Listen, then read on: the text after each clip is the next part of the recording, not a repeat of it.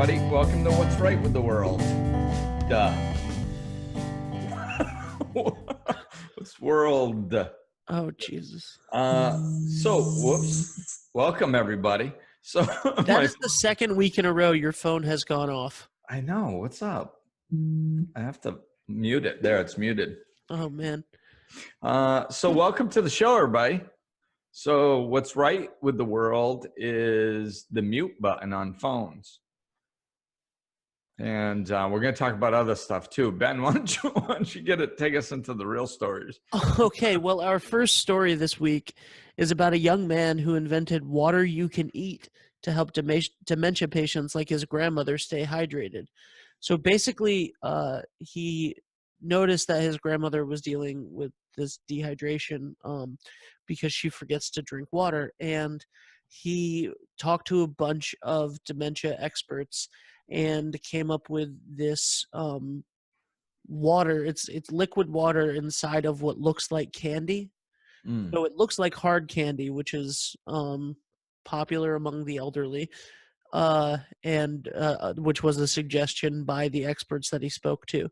And so he created water you can eat, and it's making a big deal with Alzheimer's and dementia patients. Yeah, and I read that, and it's he really did a fair amount of research, which is cool because that's how stuff gets done. He had an idea. It's like, well, not even an idea. I think just really a problem, and then he's like, oh, I want to try to fix this. So, he went and talked to doctors. He went and talked to scientists. He went and talked to a bunch of different people to figure out how to do this. Like, he didn't know how to do it, which that's such a big part. It's just gathering information, like we can do stuff, like a lot of times you just sit there and go like, well, I don't know how to do that. But yeah, neither did this kid. He just went and found out, which is phenomenal. Yeah, definitely. So, and I'm sure it's very helpful. That's a big issue. And my close friends of mine here in Florida, their dad has that, and dehydration is a big issue. They're always mentioning that when they go visit. So yeah, kudos to that kid. Way to go. Our second story is about a 7-year-old boy who was deemed a superhero after he alerted adults of a fire in Hasbro Children's Hospital last week. Hasbro is the children's hospital in Rhode Island that we've talked about before on the show that does the Goodnight Lights, and they do a lot of great work for these kids. And there was a fire that could have been really horrific last week, and was to a certain extent, but it was alerted by a 7-year-old boy who was the first person that saw it, and they kind of did a big little ceremony for him. Nice. Yeah, that's it. I mean, speaking up, we all do our part. Doesn't matter how old you are. And I do like that hospital. I mean, honestly, a lot of the kids' hospitals around are pretty amazing. Yeah, exactly. But because I've had experience with the one down in Florida when my son was very little, and then he had his tonsils out at Hasbro. And it was a very good experience because the people there are really kid oriented and make things as easy as possible. So I think they got a great thing going over there. And the fact that, they recognize this kid for doing something to help other people and to prevent something that could have gotten out of hand very quickly is wonderful. Absolutely. Our third story is about Florida, actually. This comes out of the county that includes Panama City.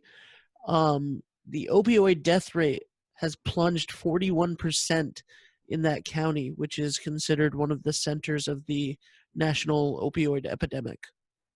Yeah, and I think when I read that article, it was over a very short period of time too. It was like like 3 to 5 years or something. So it's, I mean, and they made a concerted effort. They're like, hey, we have a problem. What are what are the things we can do? And one thing that I think is important in this story is like they took at least like 5 different actions, kind of went after this problem on many different levels, and which I think is so important, because a lot of times in our society, we get too caught up arguing what the right solution is. It's like, well, why don't we just put a little effort into all of them? Like it's a problem. Let's focus on solving it instead of, well, no, we can't do that because of this, and we can't do that because of this. And then you get stuck in that argument. They didn't do that. They're like, can this help? Yeah. Okay, we'll try that. Can this help? Yeah. Okay, we'll try that. And they, they hit it on a lot of different fronts. Because they did, look at how quickly they had a major turnaround of 41%. Absolutely. So so what's right with your world this week? What's right in your world this week? The temperature. Don't make me say bad things on this show.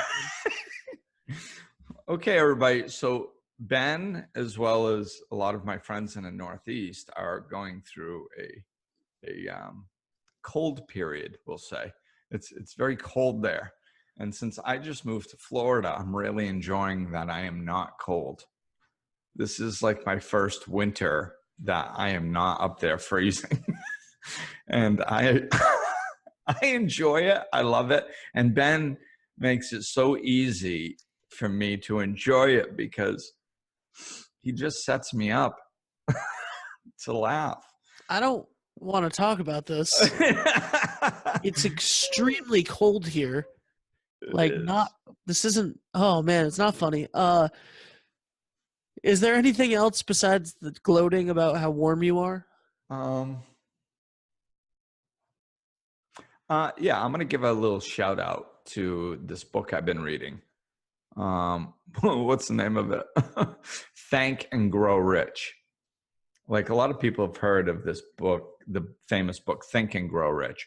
This is Thank and Grow Rich. So it's all about gratitude and being thankful.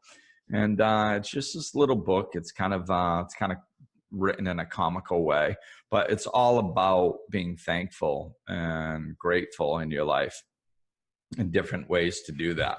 And I like it. It's it's just a fun little book, and it makes me feel grateful. So I'm thankful for that today. Nice. How about you, Ben? Instead of something personal, I'm actually gonna go with there's too many of these to use as the what's right with the world topics, because they would get redundant, but that's a good thing.